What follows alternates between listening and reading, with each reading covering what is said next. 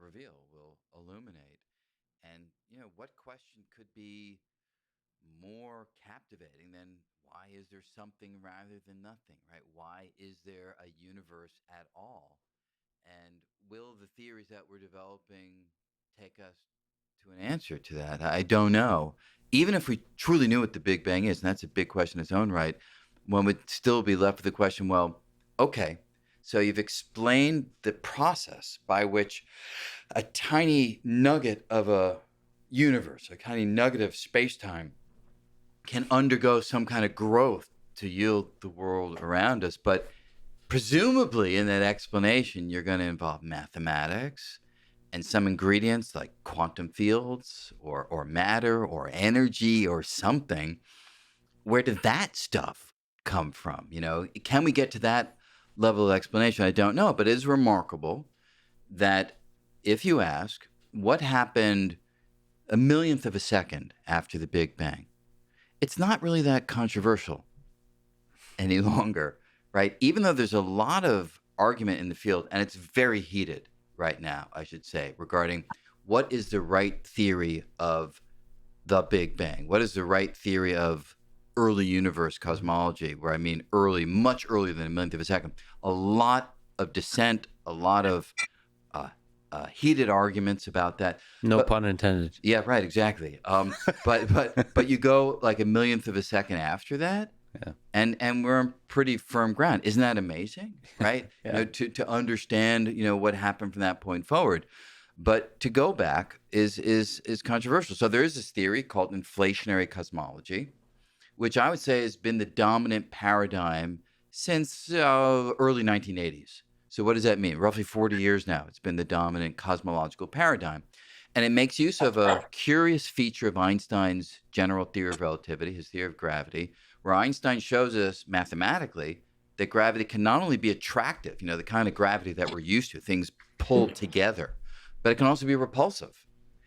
And that fact is then leveraged by people like Alan Guth and Andre Linde, and at the time Paul Steinhardt and Andreas Albrecht and others, to say, okay, if we had a little nugget in the earlier universe, which was filled with the stuff that yields this repulsive gravity, well, that would have blown everything apart. It would cause everything to swell. Beautiful explanation for what the bang in the Big Bang was. And then people mathematically analyze the consequences of this idea, and they make predictions for tiny temperature differences across the night sky that in principle could be measured. You send up balloons, you send up satellites with very refined thermometers, and they measured the temperature of the night sky, and the statistical distribution of the temperature differences agrees with the mathematical predictions. Yeah. I mean, It's amazing. you just sort of have to stand in awe of this insight. So you think, aha, the theory has been established. But scientists are an incredibly skeptical bunch. And some scientists, including one of the people who helped develop the theory at the outset, Paul Steinhardt, comes along and says, well, yeah, it's done. This theory's done pretty well so far, but there are aspects of this theory that are making me lose confidence. For instance, this theory seems to suggest that there might be other universes. Like, how do you make sense of a theory that suggests there are other universes? Or there are others who come along and say this theory seems to talk about length scales that are minuscule even by the so-called Planck length, the sort of shortest length that we can imagine making sense of in a theory of quantum gravity. How do you make sense of that? And so on and so forth. They develop a list of things that they consider to be chinks in the inflationary cosmological theory's armor. And they develop other ideas which they claim yield the same predictions as inflationary cosmology for those temperature differences across space, but don't suffer from these problems. And then the inflationary cosmology folks say, no, hang on. Your theory suffers from different problems. And so the arguments go. It's a healthy debate. Talk about real debates in science. So when you ask, what's up with the Big Bang? I don't know right now. If you would have asked me 5 years ago, maybe even less than that, 3 or 4 years ago, I've said, look, inflationary cosmology has some issues, but the package of explanations it provides is so potent, and the issues that beset it are seemingly solvable to me, that I would imagine it's going to, in the end, win out. I would still say that today, but I wouldn't say it as loudly. I wouldn't say it as confidently. I think it's worth thinking about alternate ideas, and it could be the case that the paradigm at some point shifts. Does dark matter and dark energy fit into the Hugely. shifting of the explanations for those? Yeah, certainly. So dark energy has in the inflationary theory is kind of a big mystery. So dark energy is the observational realization in the last 20 years that not only is the universe expanding, it's expanding ever more quickly. Something is still pushing things outward. And the explanation is that there's like a residual version of the repulsive gravity from the early universe, but it's such a strange number. When you write that amount of dark energy using the relevant units in a theory of quantum gravity, it's a decimal point followed by like 120 zeros and then a one. We're not used to those kinds of numbers in physics. We're used to a half, So 1 pi, e squared 2. mhm. Those are the kinds of fundamental numbers that emerge in our explanations of the world.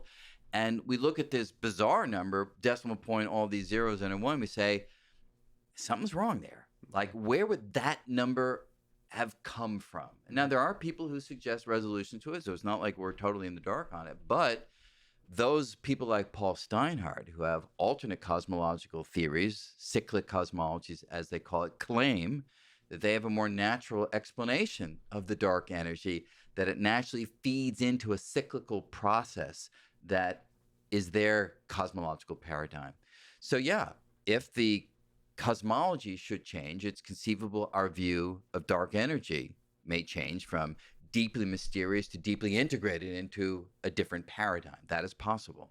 I think it's Roger Penrose that think that information can bleed through from before the Big Bang to the after the Big Bang. Yeah. Is the Big Bang like a full erasure of the hard drive, or is there some information that could bleed through? Yeah. I mean, so Roger is among the most creative thinkers of the last 100 years, Yeah. rightly won the Nobel Prize for his insights into singularities in space-time Hmm. that we know to afflict our mathematical solutions of black holes and the Big Bang and so forth. And he has an enormously fertile imagination, and I mean that in the most positive sense. And so he has put forward this idea, this conformal cyclic cosmology. I Hmm. think is the official title, although I could be getting that wrong.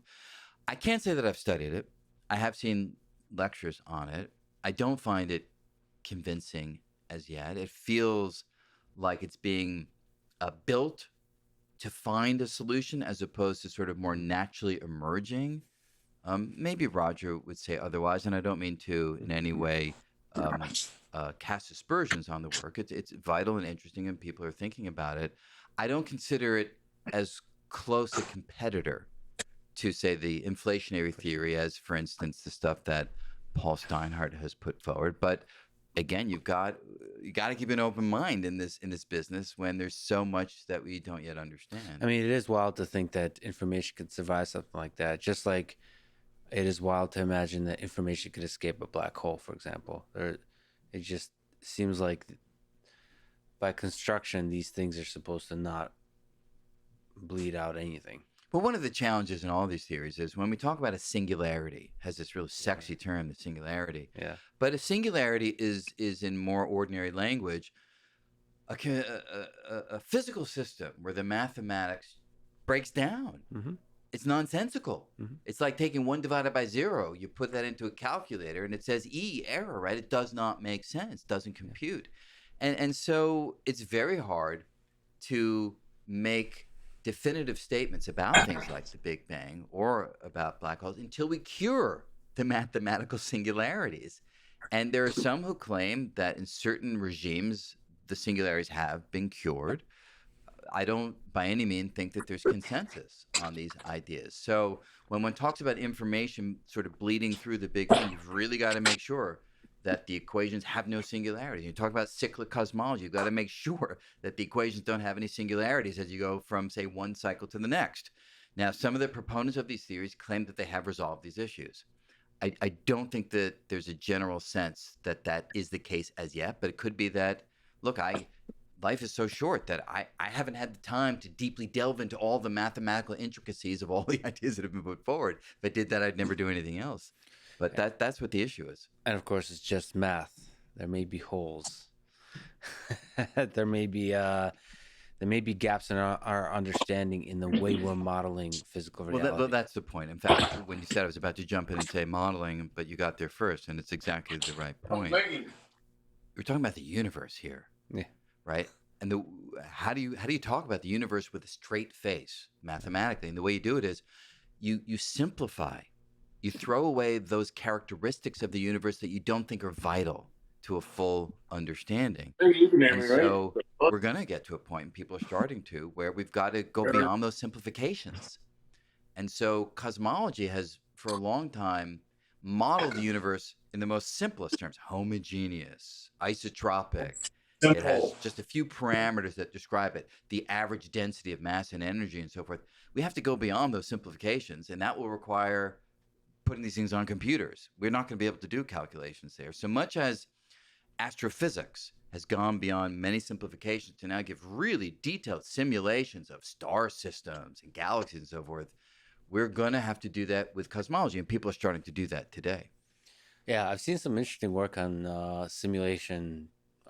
Most simulation cosmology, by the way, is just awesome. But just like simulation of the early formation of our solar system to understand how the Oort cloud and just I don't know the whole of it, how Earth came to be, Yeah, like how Jupiter just the full protects us. protects us, and Yeah, then there's like weird moons and volcanoes and like modeling all of that, the formation of all of that is fascinating yeah, because that naturally leads the question of how does life emerge on these kinds of rocks?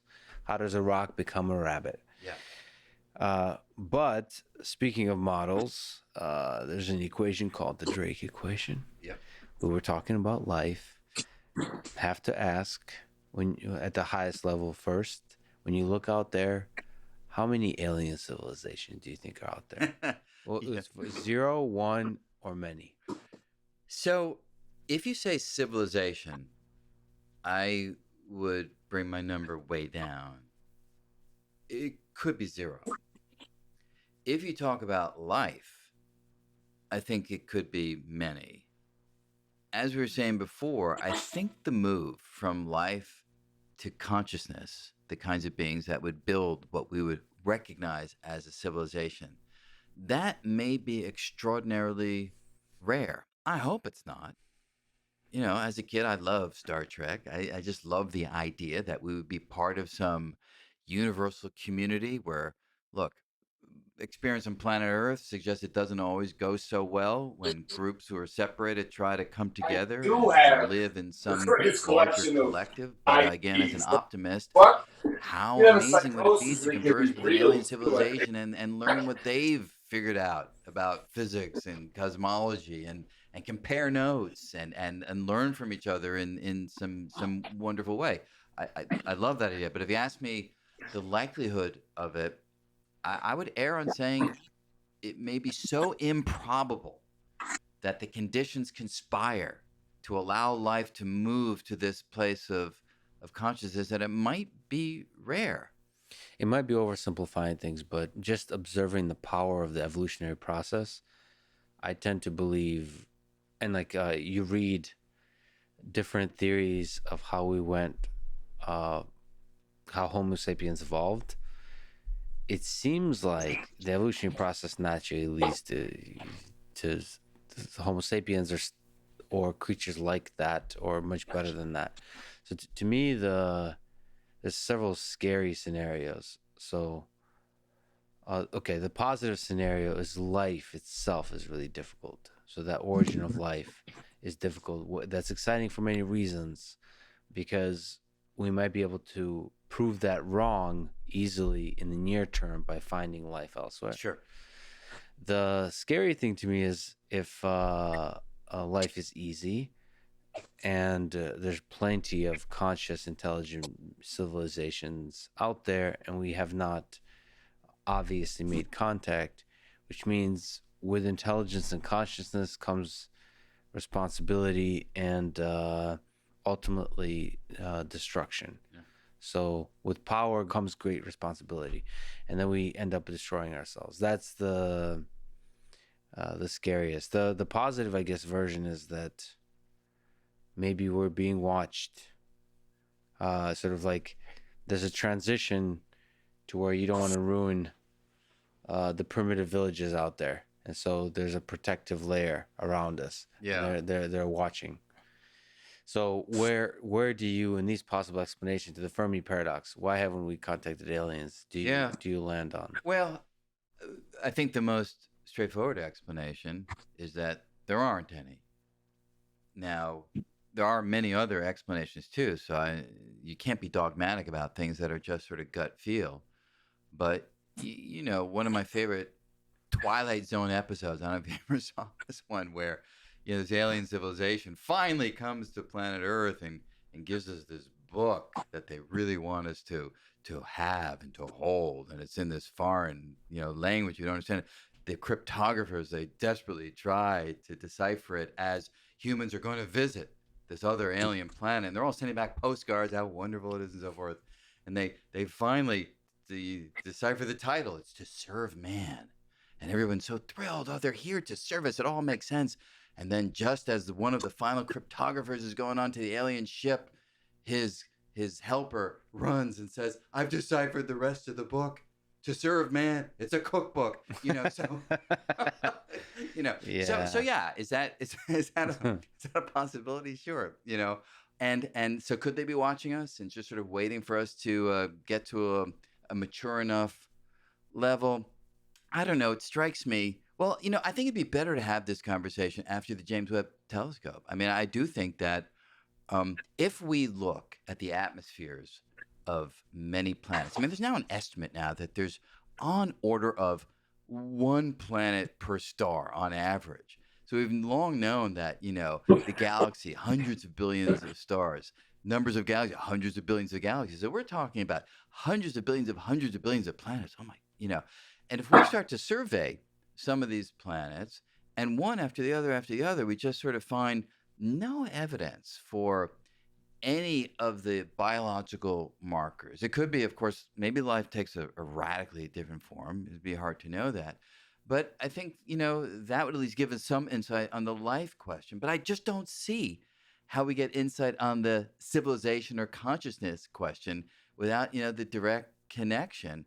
And it strikes me that if consciousness is ubiquitous, let's say life is. Mhm. I'm willing to grant that. If consciousness is also ubiquitous, then I don't understand why they haven't been here or why there hasn't been separate because presumably they should be much further ahead of us. How unlikely would it be that we're like, of all consciousness in the universe, we're the most advanced? Mhm. That would be such a special place for human beings that it's hard for me to grant that as a likely possibility. Rather, I think we're kind of run of the mill.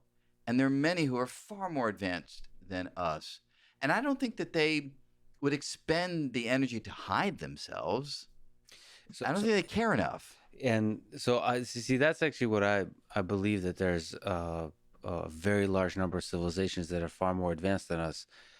But my sense is that humans are exceptionally limited, both in our direct sensory capabilities and our physics, our tools of sensing. That just like with the string theory and the multiple dimensions, we're just not, like, it's like, I honestly believe there could be stuff in front of our nose that we're just not seeing.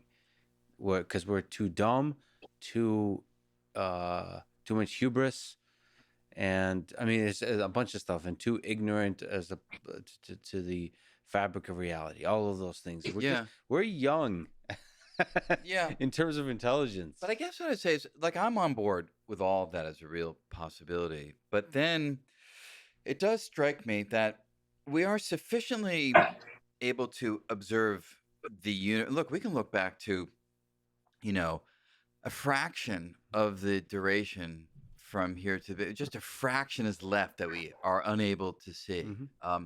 So, however young we are, we have been able to sort of pierce the universe, and it just strikes me that there would be some signature, but maybe that's coming. But look, having said that, I do look. I certainly note the fact that it's rare that I stoop down while walking in Manhattan and sort of dig up some ants in the bushes on the side of the street and talk to the ants, right? Mhm. Because it's just not interesting to me. So if we're like the ants on the cosmological landscape, then yeah, I can imagine that the super advanced aliens would be like who would ever, but I feel like we're sufficiently advanced that there should be some signature of that, but maybe it's coming. I think the deeper fundamental problem between us and the ants is that we don't have a common language. It's not the interest. It's that we don't even have a common language. And so the alien civilizations don't even know how to communicate. Like we humans have convinced ourselves we're special because we developed a language. And you talk about the importance of Yeah, language to the intelligence, but it makes you wonder like how very niche is that like club that we've like tribe we've created of language and linguistic type of systems that are very specific to our particular kinds of brains, and we share ideas together. Are all super excited that we can understand the universe because we came up with some notation yeah. and math. I wonder if there's some totally other kinds of language that communicates on a different time scale with different, very different mechanisms in the space of information that just is not. Sure. Everything is lost in translation. Yeah, and it could well be. So look, I mean, I think part of the reason I go toward the possibility of the soul intelligence is there's a certain kind of romantic appeal to looking out in the cosmos, and it's just Yo, quiet Mikey. and it's just eternal silence. Mikey. There's something that appeals to me at an emotional level that way. But yeah, I mean, nobody Can you not hear knows, me? and it's certainly conceivable that there's just a radical mismatch Hello? between the kinds of things that we are able to observe and sensitive to versus the kinds of structures that permeate the universe in a manner that simply we're unable to detect. Well, if we are alone, that is exciting. And one of the ways it's exciting is that it's up to us to expand out into the universe, to permeate consciousness out into the universe. So that's where space exploration comes Yeah. in. Let me ask you, as somebody who's a string theorist, a physicist, do you think space exploration, colonizing space, is a physics or an engineering problem? What would you say? Yeah, I think it's fundamentally an engineering problem if we're not trying to do things like build wormholes the way they did, say, in Interstellar to get to a different place, or trying to travel near the speed of light so that we would actually be able to traverse interstellar distances. I mean, without that, our colonization will happen at a very, very slow rate, right? But one of the beauties of relativity is if you do travel near the speed of light, you can actually go arbitrarily far in a human lifetime. People say, how's that possible? You can't go billions of light years. Well, you can actually, because as you go near the speed of light, the way in which space and time change allows you to go, in principle, arbitrarily far. That's very exciting. But if we put that physics side of the issue and the manipulation of space and time to the side, yeah, I think it's a deep engineering problem.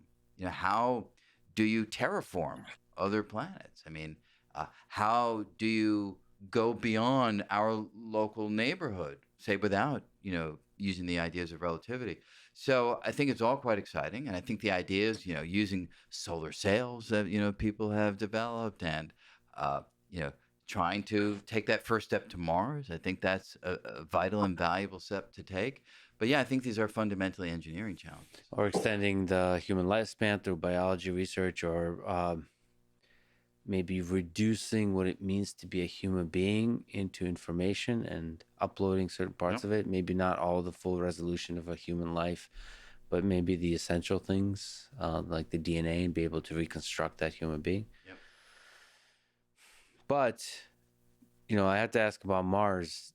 Do you find the dream of humans stepping on Mars, stepping foot first, but also colonizing Mars, one that's worth us fighting for? Yeah, hugely so. I mean, I think what we have long been, not always in the best way, is a species of explorers in the literal sense of traveling from one part of the world to another, or in the more metaphorical sense of trying to travel through our minds to the quantum realm or back to the Big Bang or to the center of black holes. So I think that's fundamentally part of the human spirit. So I do think that's a vital part of our heritage brought forward into its next incarnation.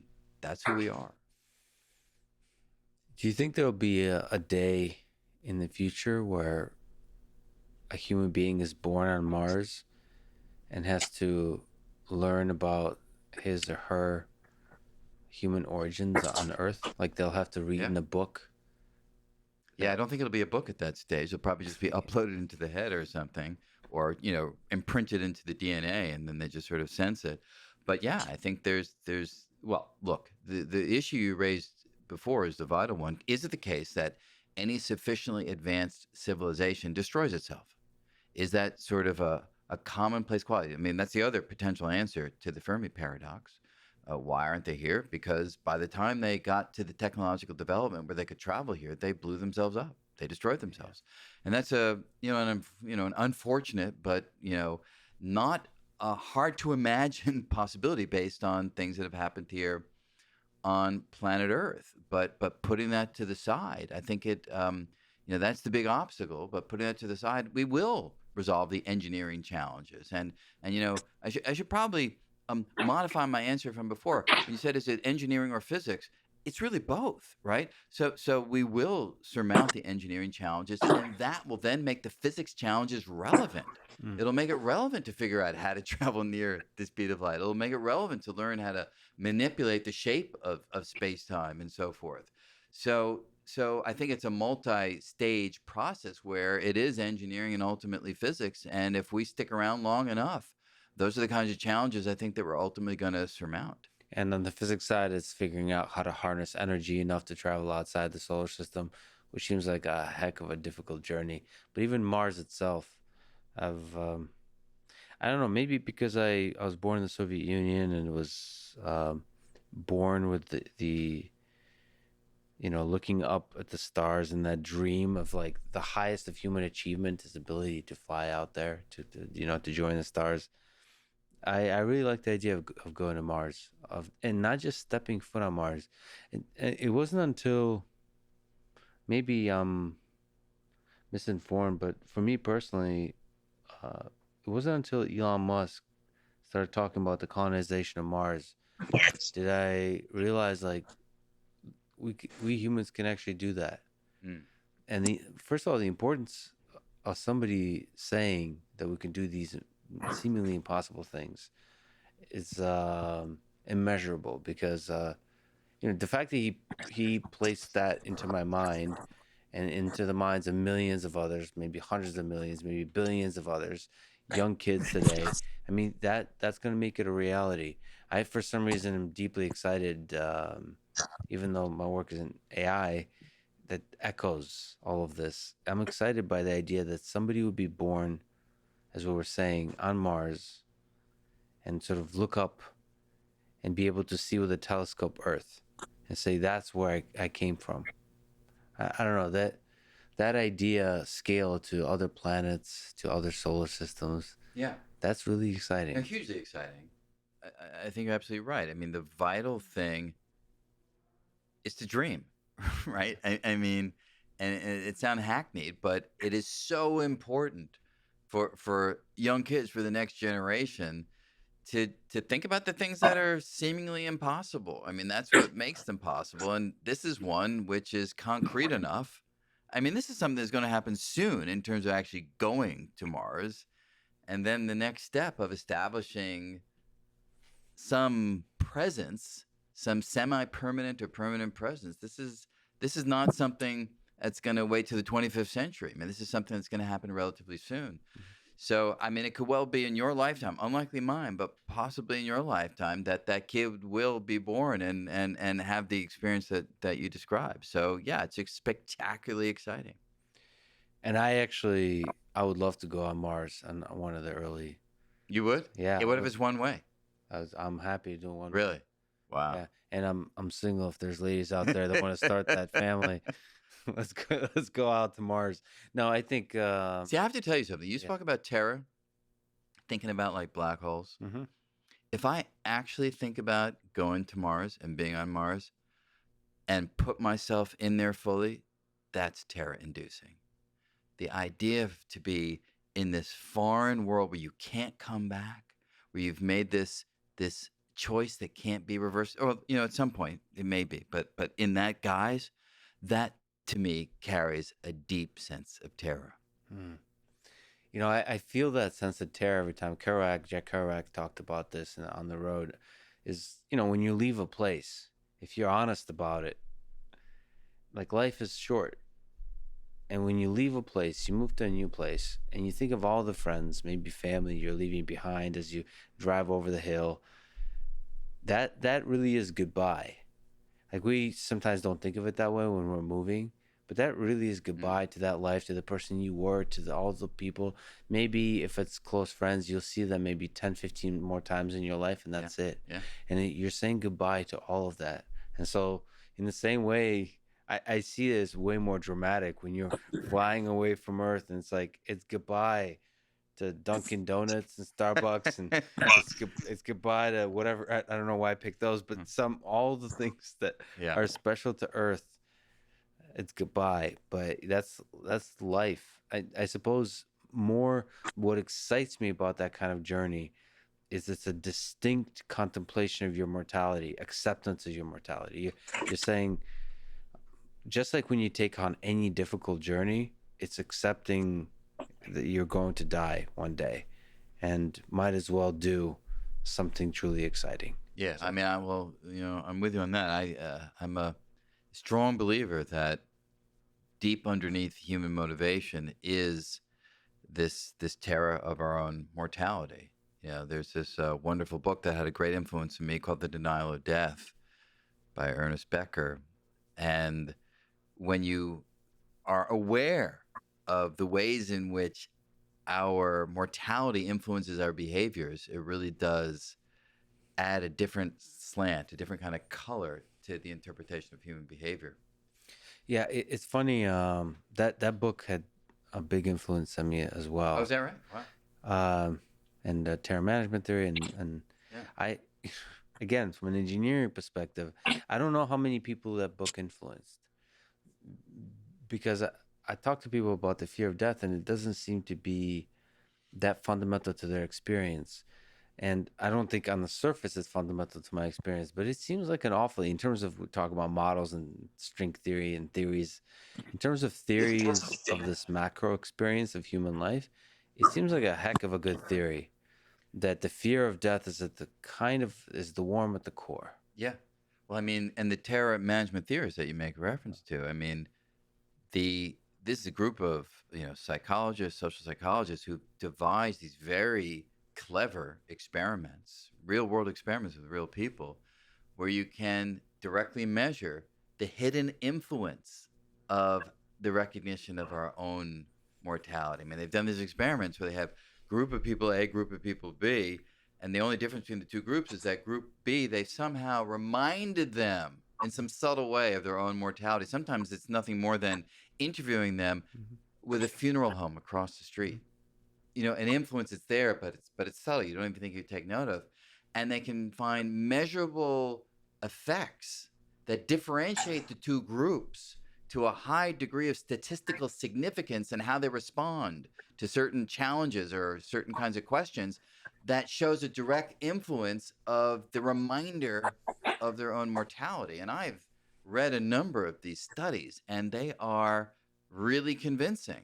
And so, yeah, I would say that the reason why so many people would say that, yeah, fear of mortality is not front and center in my worldview. Yeah, I don't really think about it much. Doesn't really matter too much. The reason why they're able to say that is because this thing called culture has emerged over the course of the last 10,000 years. Yeah. And part of the role of culture is to give us a means of not thinking about Yeah. our mortality all the time, of not living in terror of the inevitable end which faces us all. So it's completely understandable that that's the response, because that's what culture is at least in part for. It's at least possible that the fear of death, the terror of your mortality, is the creative force that created all of the things around us at this human civilization. Yeah, well, And I think about from an engineering perspective, this is where I lose all of my robotics colleagues. Is I feel like if you want to create intelligence, you have to also engineer in some kind of echoes of this kind of fear of and not, fear is such a complicated word, but kind of like a scarcity of time, a scarcity of resources that creates a kind of anxiety. Like deadlines get you to do stuff, yeah. and there's something almost fundamental to that in terms of human experience. Yeah, well, that's an interesting thought. So you're basically, in order to create a kind of structure that mirrors what we call consciousness, Yes. you'd better have that structure confront the same kinds of Yes. issues and So terrors that we do. consciousness and suffering only makes sense in the context of death. If you want to, I feel like if you want to fit into human society, if you're a robot and if you want to fit into human society, you better have the same kind of existential dread, the same kind of fear of Yeah. mortality. Otherwise, you're not going to fit in. I That's good. it might be That's it might good. be wild, but it's at least like we're talking about all the theories that are at least worth consideration. I think that's a really powerful one, and definitely one has resonated with me, Hmm. and definitely seems to capture something beautifully like real about the human condition. And I wonder, it's of course sucks to think that we need death to appreciate life. Um, but that just may be the way it is.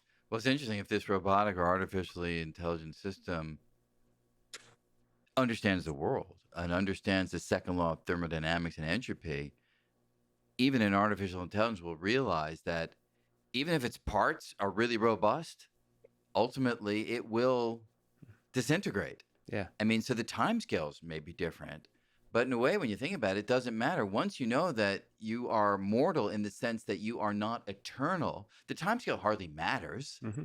because it's either the whole thing or not. Because on the scales of eternity, any finite duration, however large, is effectively zero Mm-hmm. on the scales of eternity. And so maybe it won't be so hard for an artificial system to feel that sense of mortality, because it will recognize the underlying physical laws and recognize its own finitude. And then it'll be us and robots drinking beers, looking up at the stars, and just you know, having a good laugh in awe of the whole thing. Yeah. I think that's a pretty good way to end it, talking about the fear of death. We started talking about the meaning of life and ended on the fear of death. Brian, it's just an incredible My conversation. pleasure. Thank you. I I enjoyed it enormously. really, really enjoyed it. It's been a long time coming. I'm a huge fan of your work, a huge fan of your writing. Thanks for Thank you. talking today, Brian. Thank you. Thanks for listening to this conversation with Brian Green. To support this podcast, please check out our sponsors in the description. And now, let me leave you with some words from Bill Bryson. Physics is really nothing more than a search for ultimate simplicity. But so far, all we have is a kind of elegant messiness. Thank you for listening and hope to see you next time.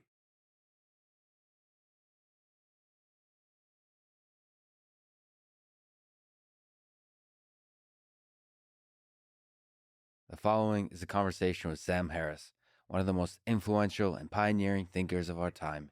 He's the host of the Making Sense podcast and the author of many seminal books on human nature and the human mind, including The End of Faith, The Moral Landscape, Lying, Free Will, and Waking Up. He also has a meditation app called Waking Up that I've been using to guide my own meditation. Quick mention of our sponsors: National Instruments, Belcampo, Athletic Greens, and Linode. Check them out in the description to support this podcast. As a side note, let me say that Sam has been an inspiration to me, as he has been for many, many people. First, from his writing, then his early debates, maybe 13, 14 years ago on the subject of faith, his conversations with Christopher Hitchens, and since 2013, his podcast. I didn't always agree with all of his ideas, but I was always drawn to the care and depth of the way he explored those ideas, the calm and clarity amid the storm of difficult, at times controversial discourse.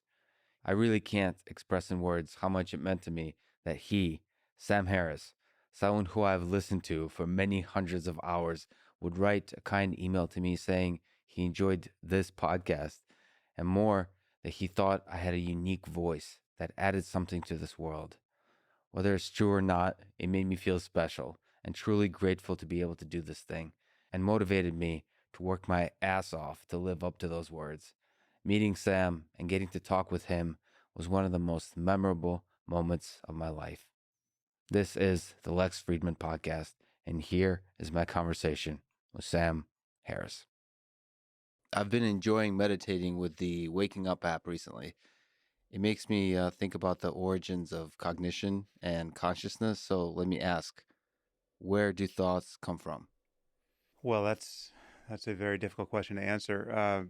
Subjectively, they appear to come from nowhere, right? I mean, it's just they come out of some kind of mystery that is at our backs subjectively, right? So, which is to say that if you pay attention to the nature of your mind in this moment, you realize that you don't know what you're going to think next, right? Now, you're expecting to think something that seems like you authored it, right? You know, you're not, unless you're schizophrenic or you have some kind of thought disorder where your thoughts seem fundamentally foreign to you. They do have a kind of signature of selfhood associated with them, uh, and people readily identify with them. They feel like what you are. I mean, this is the thing. This is the spell that gets broken with meditation. I mean, our default state is to feel identical to the stream of thought, right? Which is fairly paradoxical, because how could you, as a mind, as a self, you know, if there were such a thing as a self, how could you be identical to the next piece of language or the next image that just springs into conscious view? But and you know, meditation is ultimately about examining that point of view closely enough so as to unravel it and feel the freedom that's on the other side of that identification. But the subjectively, thoughts simply emerge, right? And you don't think them before you think them, right? There's this first moment where, you know, I mean, just anyone listening to us or watching us now could perform this experiment for themselves. I mean, just imagine something or remember something. You know, just pick a memory, any memory, right? You've got a storehouse of memory. Just promote one to consciousness. Did you pick that memory? I mean, let's say you remembered breakfast yesterday, or you remembered what you said to your spouse before leaving the house, or you remembered what you watched on Netflix last night, or you remembered something that happened to you when you were 4 years old, whatever it is, right? It first it wasn't there, and then it appeared, and that is not a. I mean, well, I'm sure we'll get to the topic of free will ultimately.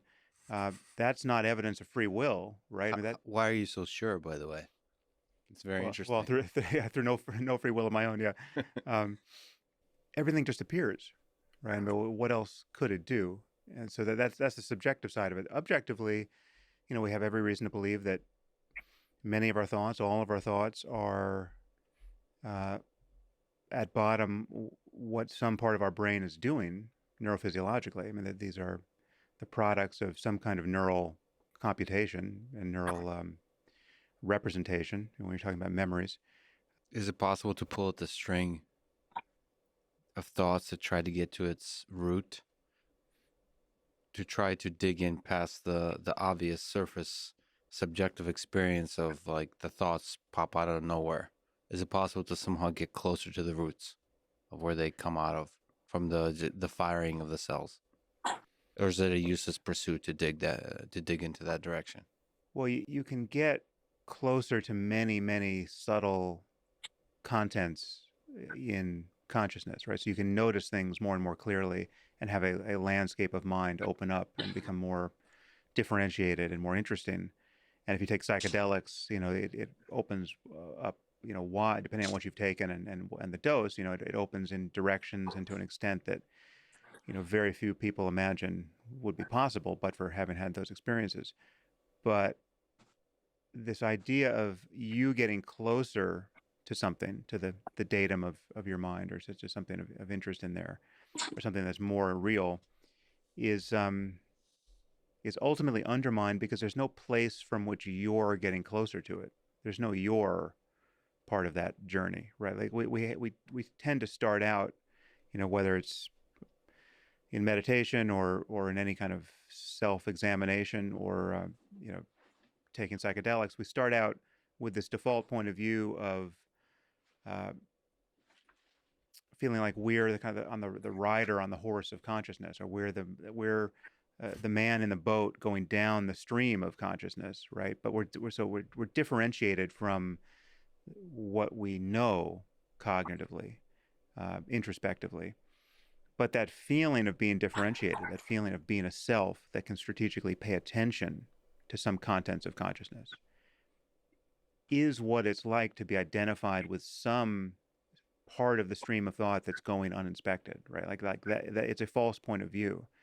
And when you see that and cut through that, then this sense of this notion of going deeper kind of breaks apart, because really there is no depth. Ultimately, everything is right on the surface. There's no center to consciousness. There's just consciousness and its contents, and that those contents can change vastly. Again, if you drop acid, the contents change, um, but there's, in some sense, that doesn't represent a position of depth versus the continuum of depth versus surface has broken apart, So because you're taking as a starting point that there is a horse called consciousness, and you're riding it, and the actual riding is very shallow. This is all surface. So let me ask about that horse. What's up with the horse? What is consciousness? From where does it emerge? How like fundamental is it to the physics of reality? How fundamental is it to what it means to be human? And I'm just asking for a friend so that we can build it in our artificial intelligence systems. yeah, well, that remains to be seen if we will build it purposefully or just by accident. This is a major ethical problem potentially. Uh, that I mean, my concern here is that we may in fact build artificial intelligence that passes the Turing test, which we begin to treat not only as super intelligent, because it obviously is and demonstrates that, but we begin to treat it as conscious because it will seem conscious. We will have built it to seem conscious. And unless we understand exactly how consciousness emerges from physics, we won't actually know that these systems are conscious, right? We'll just, they may say, listen, you can't turn me off because that's a murder, right? And we will be convinced by that uh, dialogue, because we will, just in the extreme case, who knows when we'll get there. But if we build something like perfectly humanoid robots that are more intelligent than we are, so we're basically in a Westworld like situation, there's no way we're going to withhold an attribution of consciousness from those machines. They're just going to advertise their consciousness in every glance and every utterance, but we won't know. And we won't know in some deeper sense than it make than we can be skeptical of the consciousness of other people. I mean, someone could roll that back and say, well, you don't, I don't know that you're conscious, or you don't know that I'm conscious. We're just passing the Turing test for one another. But that kind of solipsism isn't justified, biologically. Or I mean, we just, anything we understand about the mind biologically suggests that you and I are part of the same, roll of the dice, in terms of how intelligent and conscious systems emerged in the wetware of brains like ours, right? So it's not parsimonious for me to think that I might be the only conscious person, or even the only conscious primate I would argue it's not parsimonious to withhold consciousness from other apes, and even other mammals ultimately. And once you get beyond the mammals, then my intuitions are not really clear. The question of how it emerges is genuinely uncertain, and ultimately the question of whether it emerges is still uncertain. You can, it's not fashionable to think this, but you can certainly argue that consciousness might be a fundamental principle of matter that doesn't emerge on the basis of information processing, even though everything else that we recognize about ourselves as minds almost certainly does emerge. Like an ability to process language, that clearly is a matter of information processing, because you can disrupt that process in ways that is just so clear. And um, the problem, that the confound with consciousness is that, yes, we can seem to interrupt consciousness. I mean, you can give someone general anesthesia, and then you wake them up and you ask them, well, what was that like? And they say nothing. I don't remember anything. But it's hard to uh, differentiate a mere failure of memory from a genuine interruption in consciousness. Whereas it's not with interrupting speech. We know when we've done it, and it's just obvious that you disrupt the right neural circuits, and you've disrupted speech. So if you had to bet all your money on one camp or the other, would you say, do you err on the side of panpsychism, where consciousness is really fundamental to all of reality, or more on the other side, which is like it's a nice little side effect, a useful like hack for us humans Mm-hmm. to survive? Where on that spectrum, where do you land when you think about consciousness, especially from an engineering perspective? I'm truly agnostic on this point. I mean, I think it's kind of in coin toss mode for me. I don't know, and panpsychism is not so compelling to me. I mean, again, it just seems unfalsifiable. I wouldn't know how the universe would be different if panpsychism were true. Just to remind people, panpsychism is this idea that consciousness may be pushed all the way down into the most fundamental constituents of matter. So there might be something that it's like to be an electron, or a quark, but then you wouldn't expect anything to be different at the macro scale, or at least I wouldn't expect anything to be different. Um, so it may be unfalsifiable. It just might be that reality is not something we're as in touch with as we think we are, and that if at its base layer, to kind of break it into mind and matter as we've done ontologically, is to misconstrue it, right? I mean, there could be some kind of neutral monism at the bottom, and this idea doesn't originate with me. This goes all the way back to Bertrand Russell and others, 100 plus years ago. But I just feel like the concepts we're using to divide consciousness and matter may in fact be part of our problem, right? Where the rubber hits the road psychologically here are things like, well, what is death, right? Like, do we any expectation that we survive death, or any part of us survives death? That really seems to be the many people's concern here. Well, I tend to believe, just as a small little tangent, like I'm with Ernest Becker on this, that there's some. It's interesting to think about death and consciousness. Which one is the chicken? Which one is the egg? Because it feels like death could be the very thing, like our knowledge of mortality could be the very thing that creates the consciousness. Yeah, That's well, then you're using consciousness differently than I am. I mean, so for me, consciousness is just the fact that the lights are on at all, that there's an experiential quality to anything. Much of the processing that's happening in our brains right now certainly seems to be happening in the dark, right? Like it's not associated with this qualitative sense that Mhm. there's something that's like to be that part of the mind doing that mental thing. Uh, but for other parts, the lights are on, and we can talk about, and whether we talk about it or not, we can feel directly that there's something that it's like to be us. There's something seems to be happening, right? And the seeming in our case is broken into vision and hearing and proprioception and um, taste and smell and thought and emotion. I mean, there are the contents of consciousness uh, that we are familiar with and that we can have direct access to in any present moment that when we're quote conscious. And even if we're confused about them, even if we're asleep and dreaming and it's not a lucid dream, we're just totally confused about our circumstance.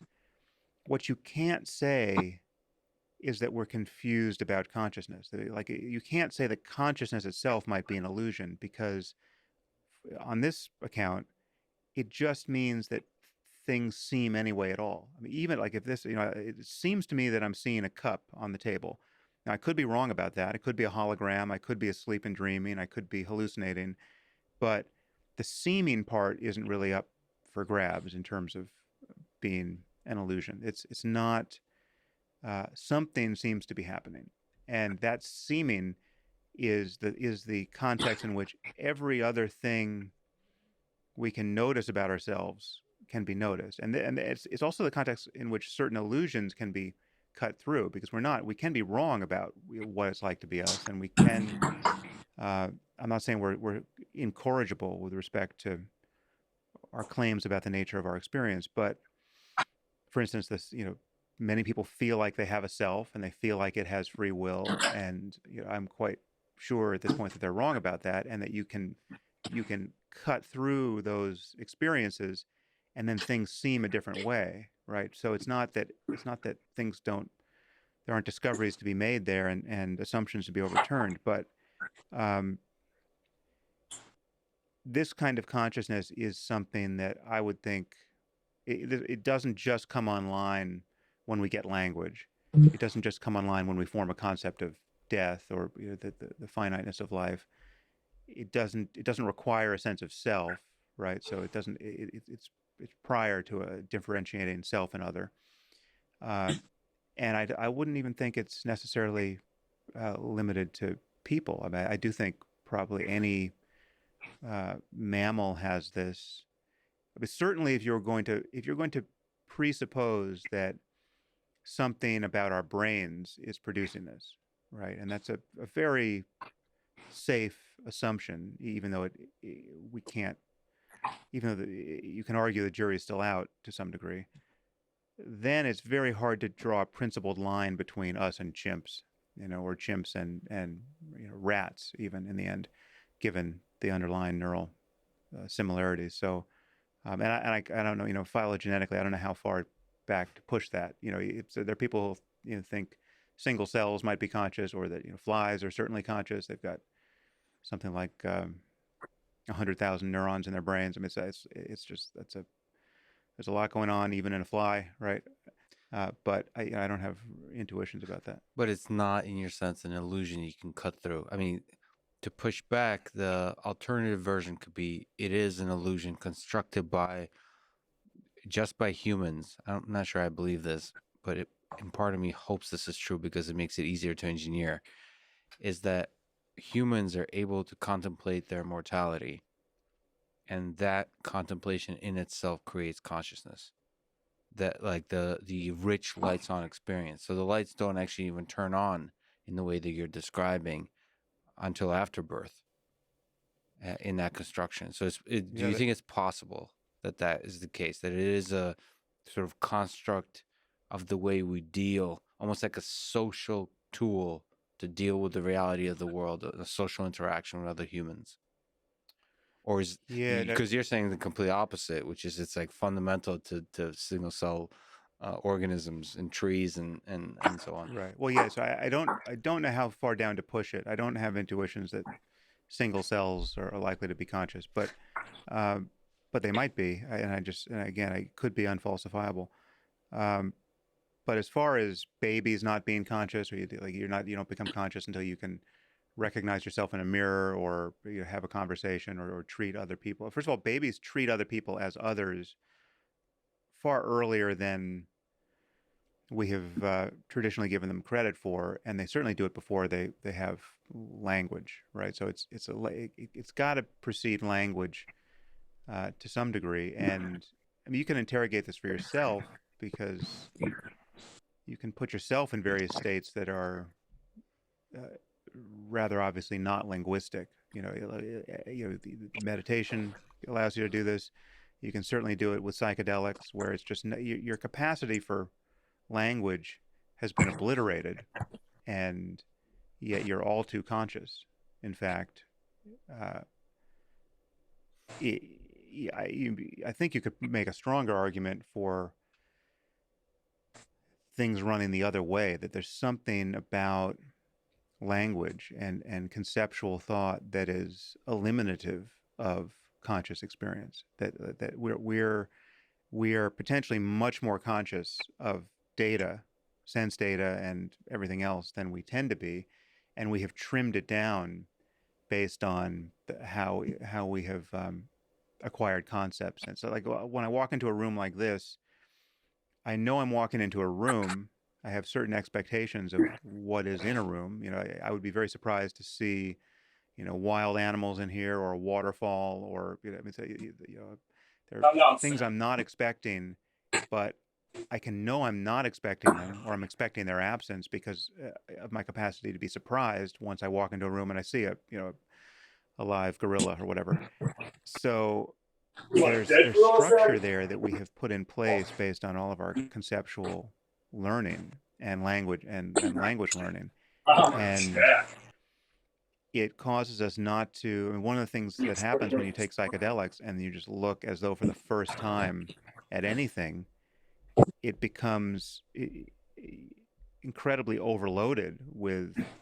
It can become overloaded with meaning and uh, just the torrents of sense data that are coming in even the most ordinary circumstances can become overwhelming for people, and that tends to just obliterate one's capacity to capture any of it linguistically. And as you're coming down, right? Have you done psychedelics? Have you ever done acid or mushrooms? Not acid, mushroom, and that's it. Uh-huh. And also edibles, but there's some psychedelic properties to them. Right.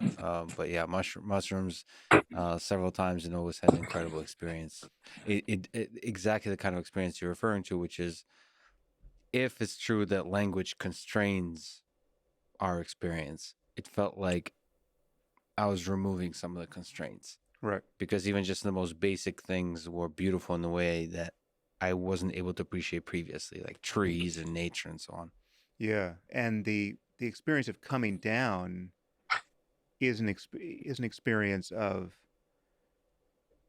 encountering the futility of capturing what you just saw a moment ago in words, right? Like, especially if any part of your self concept and your ego program is to be able to capture things in words. I mean, if you're a writer or a poet or a scientist or someone who wants to just encapsulate the profundity of what just happened, the the total fatuousness of that enterprise, when you have taken a whopping dose of psychedelics, and you begin to even gesture at describing it to yourself, so that you could describe it to others. uh, it's like trying to you know thread a needle using your elbows. I mean, it's like you're trying something that can't. It's like the mere gesture proves its impossibility, and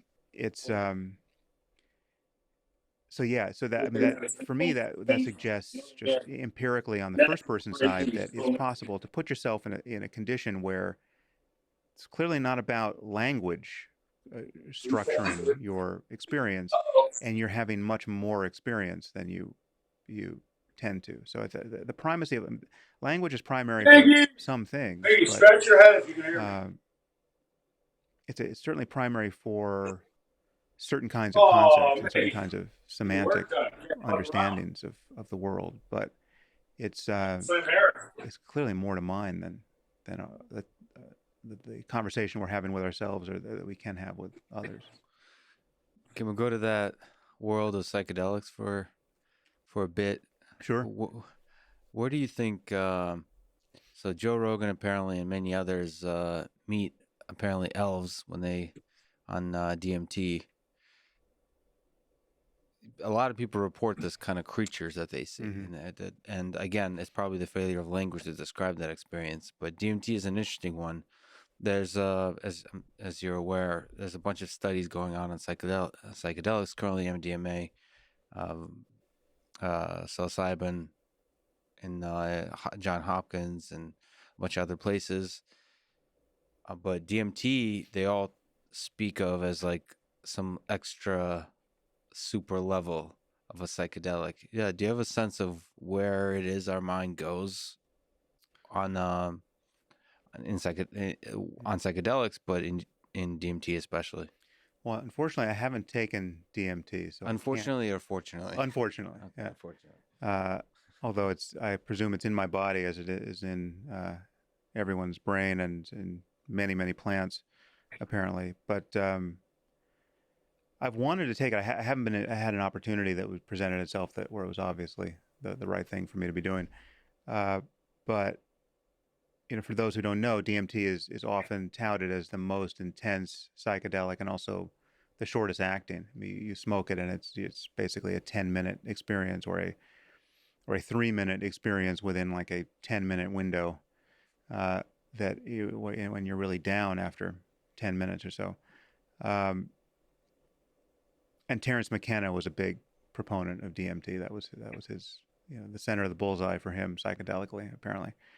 Um, and it is characterized, it seems, for many people by this phenomenon, which is unlike virtually any other psychedelic experience, which is your it's not just your perception being broadened or changed, it's you, according to Terence McKenna, feeling fairly unchanged, but catapulted into a different circumstance. You have been shot elsewhere Mhm. and find yourself in relationship to other entities of some kind. Right? So the place is populated with things that seem not to be your mind. So it does Yeah. feel like travel to another place because Yeah. you're unchanged yourself. According again, I just have this on the authority of the people who have described their experience, but it sounds like it's pretty common. It sounds like it's pretty common for people not to have the full experience because it's apparently pretty unpleasant to smoke. So it's like getting enough on board in order to get shot out of the cannon uh, and land among the what McKenna called self-transforming machine elves Yeah. um, that appeared to him like jeweled, Fabergé egg like self-dribbling basketballs that were handing him completely uninterpretable reams of profound knowledge. Um, it's a it's an experience I haven't had, so I just have to accept that people have had it. I would just point out that our minds are clearly capable of producing apparent others on demand that are totally compelling to us, right? There's no limit to our ability to do that, as anyone who's ever remembered a dream can attest. I mean, every night we go to sleep, some of us don't remember dreams very often, but um, some dream vividly every night, and just think of how insane that experience is. I mean, you've forgotten where you were, right? That's the strangest part. I mean, this is psychosis, right? You have lost your mind. You have lost your connection to your episodic memory, or even your expectations that reality won't undergo wholesale changes a moment after you have closed your eyes, right? Like you're in bed, you're watching something on Netflix, you're waiting to fall asleep, and then the next thing that happens to you is impossible, and you're not surprised, right? You're talking to dead people, you're hanging out with famous people, you're someplace you couldn't physically be, you can fly, and even that's not surprising, right? So you have lost your mind, but relevantly for this, Or found it. you found something. I mean, lucid dreaming is very interesting because then you can have the best of both circumstances, and it's then it can be kind of systematically explored. But what I But mean by found, just to sorry to yeah, interrupt, is like if we take this brilliant idea that language constrains us, grounds us, language and other things of the waking world ground us. Maybe it is that you've found the the full capacity of your cognition when you dream or when you do psychedelics. You're stepping outside mm. the little human cage, the cage of the human condition. To go open the door and step out and look around and then go back in. Well, you've definitely stepped out of something and into something else, but you've also lost something, right? You've lost What's certain that? capacities that you Memory? want. Well, just yeah, in this case, you literally didn't. You don't have enough presence of mind in the dreaming state, or even in the psychedelic state if you take enough. Uh, To do you have math. there's no psychological there's very little psychological continuity with your life, such that you're not surprised to be in the presence of someone who you should know is dead, or you should know you're not likely to have met by normal channels, right? Yeah. You're now talking to some celebrity, and it turns out you're best friends, right? And you have no memory of how you got there. Like, how did you get into the room? You're like, did you drive to this restaurant? You have no memory, and none of that's surprising to you. So you're kind of brain damaged in a way. You're not reality testing in the normal way. The fascinating possibility is that there's probably thousands of people who've taken psychedelics of various forms and have met Sam Harris on that journey. Well, I would put it more likely in dreams, not because in psychedelics you don't tend to hallucinate in a dreamlike way. I mean, so DMT is giving you an experience of others, but it seems to be non-standard. It's not just like dream hallucinations. But to the point of coming back to DMT, the people want to suggest, and Terence McKenna certainly did suggest, that because these others are so obviously other and they're so vivid, well, then they could not possibly be the creation of my own mind. But every night in dreams, you create a compelling, or what is to you at the time, a totally compelling simulacrum of another person, right? And uh, that's uh, that just proves the mind is capable of doing it. Now, it's the phenomenon of lucid dreaming shows that the mind isn't capable of doing everything you think it might be capable of, even in that space. So, uh, one of the things that people have discovered in lucid dreams, and I haven't done a lot of lucid dreaming, so I can't confirm all of this. I can confirm some of it. Um, Apparently, in every house, in every room in the mansion of dreams, all light switches are dimmer switches. Like, if you go into a dark room and flip on the light, it gradually comes up. It doesn't come up instantly on demand, because apparently this is covering for the brain's inability to produce from a standing start visually rich imagery on demand. So I haven't confirmed that, but that was people who've done research on lucid dreaming claim that it's all dimmer switches. Uh, but one thing I have noticed, and people can check this out, is that in a dream, if you look at text, a page of text, or a sign, or a television that has text on it, and then you turn away and you look back at that text, the text will have changed, right? There's the total is just a chronic instability, graphical instability of text in the dream state. And I don't know if that, maybe that's someone can confirm that that's not true for them, but that's whenever I've checked that out, that has been true for me. So it keeps generating it like real time. It's Yeah, from a video game perspective. yeah, it's re-rendering it for some reason.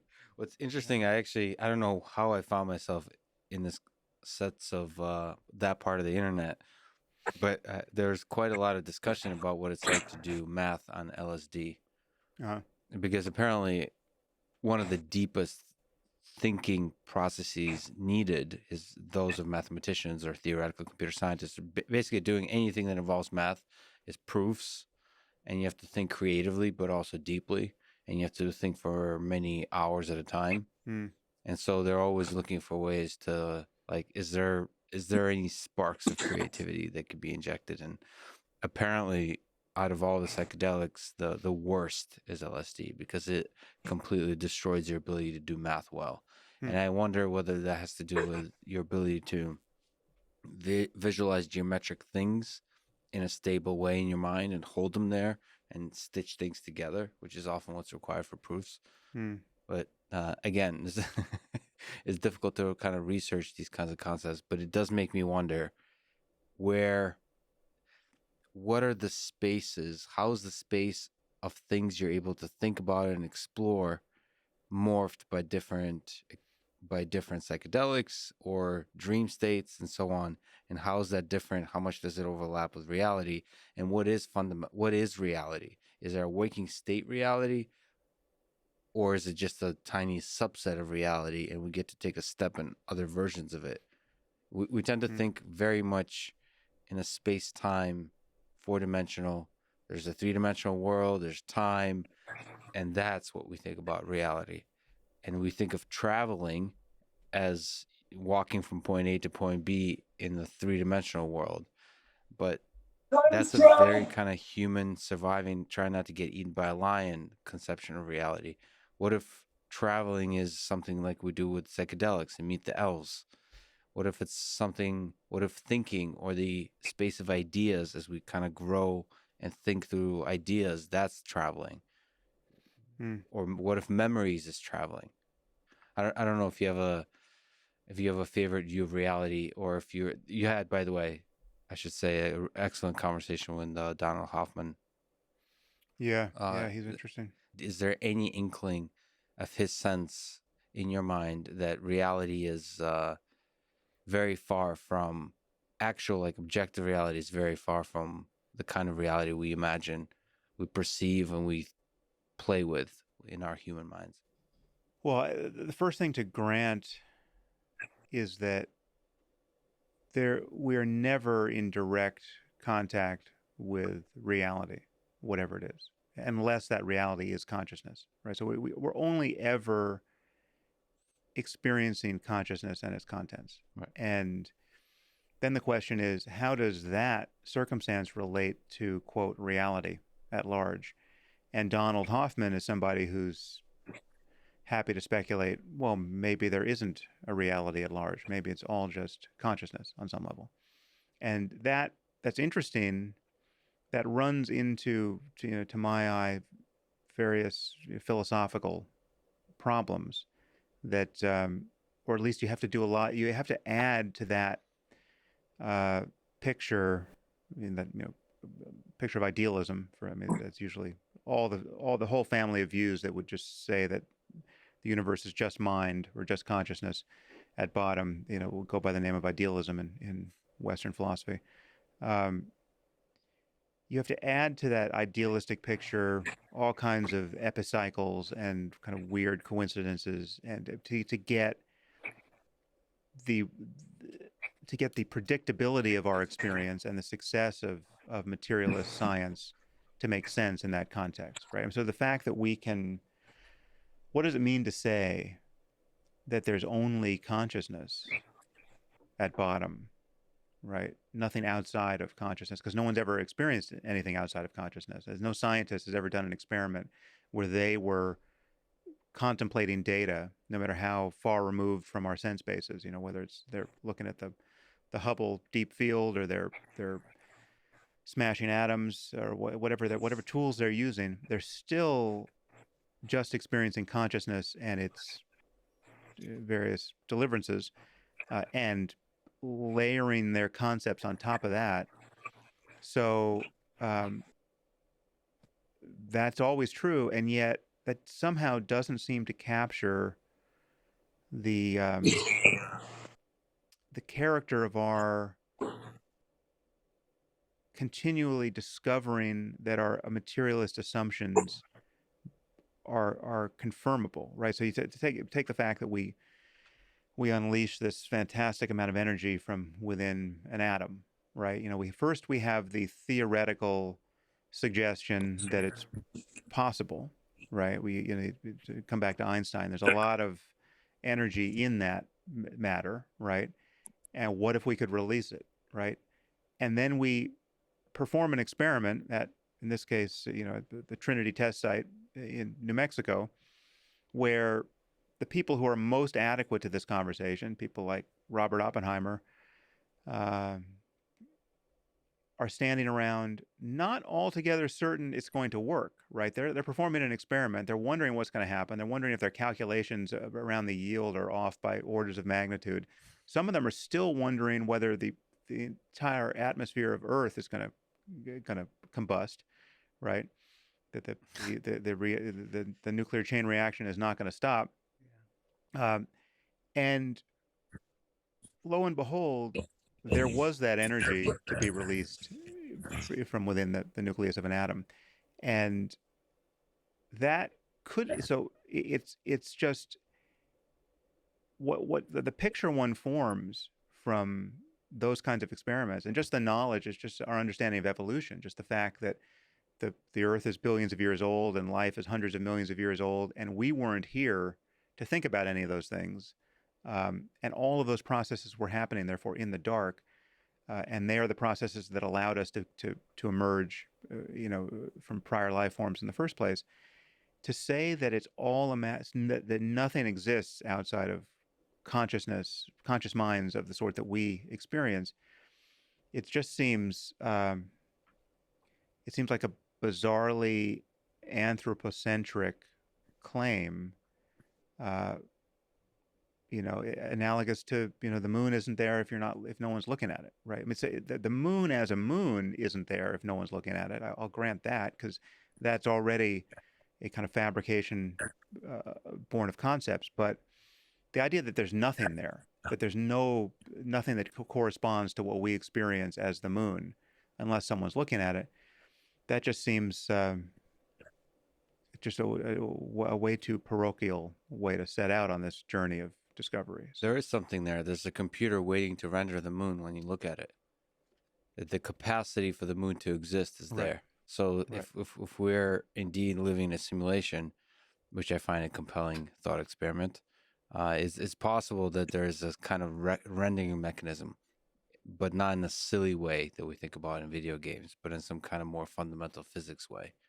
And we have to account for the fact that it renders experiences that no one has had yet, that no one has any expectation of having. It can violate the expectations of everyone lawfully, right? And then there's some lawful understanding of why that's so. It's like, I mean, just to bring it back to mathematics, I'm like certain numbers are prime whether we have discovered them or not, right? Like there's the highest prime number that anyone can name now, and then there's the next prime number that no one can name, and it's there, right? So it's like to say that our minds are putting it there, or that what we know as mind in ourselves is in some way, in some sense, putting it there. That like that the base layer of reality is consciousness, right? That we're identical to the thing that is rendering this reality.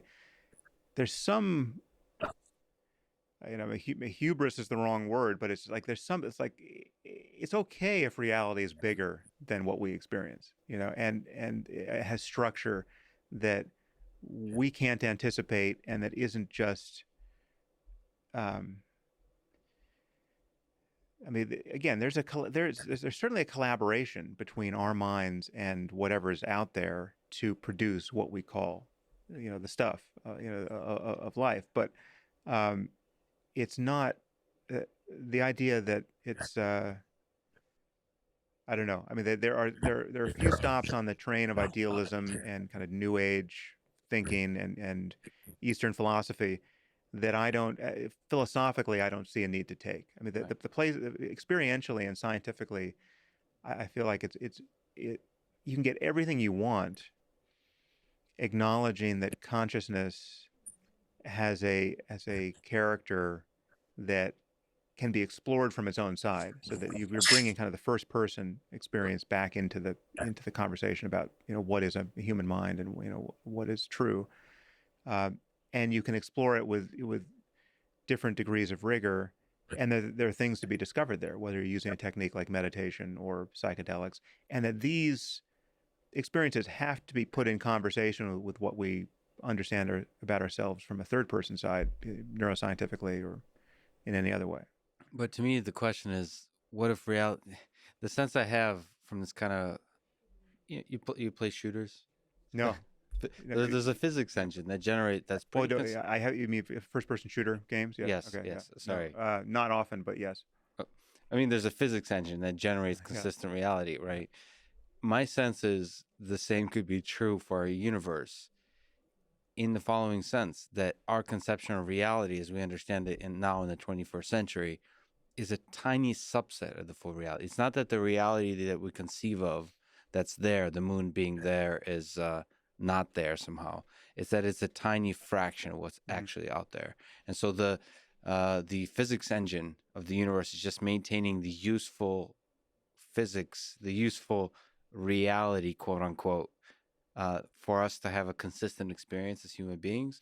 But maybe we, descendants of apes, are really only understand like 0.0001% of actual physics of reality. Like this, we can even just start with the consciousness thing, but maybe our minds are we're just too dumb by Oh design. yeah, that truly resonates with me, and I'm surprised it doesn't resonate more with most scientists that I talk to. I mean, when you just look at you look at how close we are to chimps, right? And chimps don't know anything, right? Yeah. Clearly, they have no idea what's going on, right? Yeah. And then you get us, but then it's only a subset of human beings that really understand much of what we're talking about in any in any area of specialization. And if they all died in their sleep tonight, right, you'd be left with people who might take 1,000 years to rebuild the internet, or if ever, Yeah. right? I mean, literally, it's and I would extend this to myself. I mean, there are areas of scientific specialization where I have either no discernible competence. I've spent no time on it. I have not acquired the tools. It would just be an article of faith for me to think that I could acquire the tools to actually make a breakthrough in those areas. Um, and I mean, your own area is one. I mean, I've never spent any significant amount of time trying to be a programmer, Mhm. but it's pretty obvious I'm not Alan Turing, right? It's like if that were my capacity, I would have discovered that in myself. I would have found programming irresistible. My first false starts in learning, I think it was C.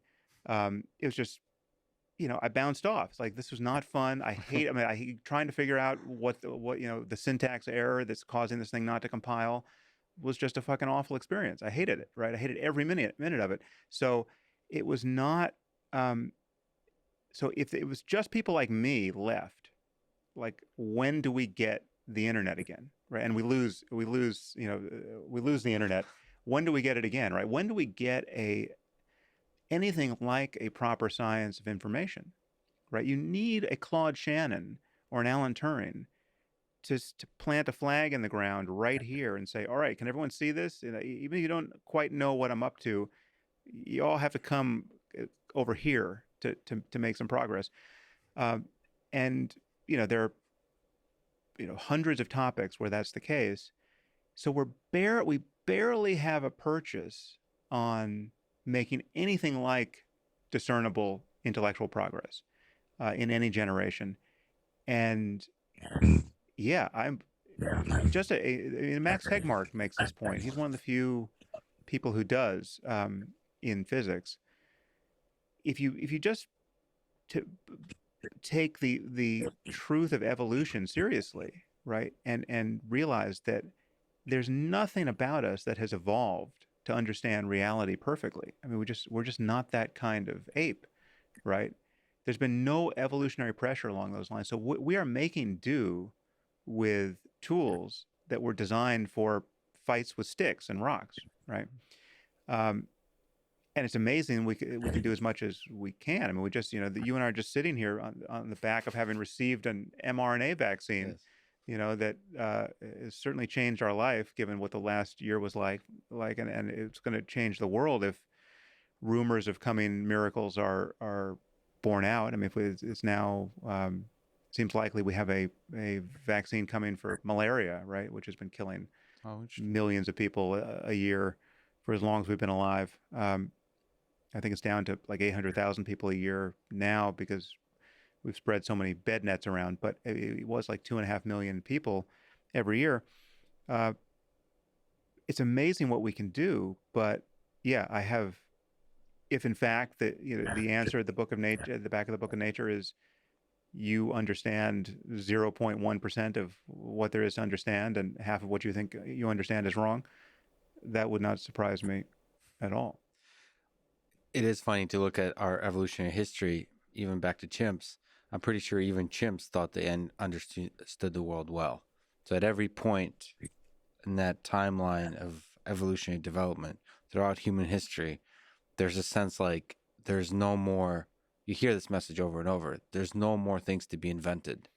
But 100 years ago, there's a famous story. I forget which physicist told it, but there were physicists telling their undergraduate students not to go into to get graduate degrees in physics because basically all the problems had been solved. And this is like around 1915 or so. Turns out you were right. I'm going to ask you about free will. Oh, okay. You've recently released an episode of your podcast, Making Sense, for those with a shorter attention span, basically summarizing your position on free will. I think it was under an hour and a half. Yeah, about that. It was brief and clear. So allow me to summarize the summary, TLDR, and maybe you tell me where I'm wrong. So free will is an illusion, and even the experience of free will is an illusion. Like we don't even experience it.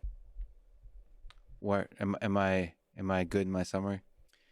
Yeah, I mean, this is a line that's a little hard to scan for people. I say that it's not merely that free will is an illusion. The illusion of free will is an illusion, Right. right? Like there is no illusion of free will, and that is unlike many other illusions. Uh, that's a more fundamental claim. It's like it's not that it's wrong. It's not even wrong. I mean, that's I guess that was I think Wolfgang Pauli who derided one of his colleagues or enemies with that uh, um, aspersion about his theory in quantum mechanics. Um, it's so there are things that there are genuine illusions. There are things that you do experience, and then you can kind of punch through that experience, or you can't actually experience you can't experience them any other way. It's just we just know it's not a veridical experience. You just take like a visual illusion. There are visual illusions that a lot of these come to me on Twitter these days. There's these amazing visual illusions where like every figure in this GIF seems to be moving, but nothing in fact is moving. You can just like put a ruler on your screen and nothing's moving. Um, some of those illusions you can't see any other way. I mean, they're hacking aspects of the visual system that are just eminently hackable, and you have to use a ruler to convince yourself that the thing isn't actually moving. Now, there are other visual illusions where you're taken in by it at first, but if you pay more attention, you can actually see that it's not there, right? Or it's not how it first seemed. Like the Necker cube is a good example of that. Like the Necker cube is just that schematic of a cube, of a transparent cube, which pops out one way or the other. One face can pop out, and the other face can pop out, but you can actually just see it as flat with no pop out, which is a more veridical way of looking at it. So there are kind of inward correlates to this, and I would say that the the sense of self and free will are closely related. I mean, I often describe them as two sides of the same coin, but they're not quite the same in their spuriousness. I mean, so the sense of self is something that people, I think, do experience, right? It's not a very clear experience, but it's not. I wouldn't call the illusion of self an illusion, but the illusion of free will is an illusion in that as you pay more attention to your experience, you begin to see that it's totally compatible with an absence of free will. You don't. I mean, coming back to the place we started, you don't know what you're going to think next. You don't know what you're going to intend next. You don't know what's going to just occur to you that you must do next. You don't know how much you're going to feel the behavioral imperative to act on that thought. If you suddenly feel, oh, I don't need to do that. I can do that tomorrow. You don't know where that comes from. You didn't know that was going to arise. You didn't know that was going to be compelling.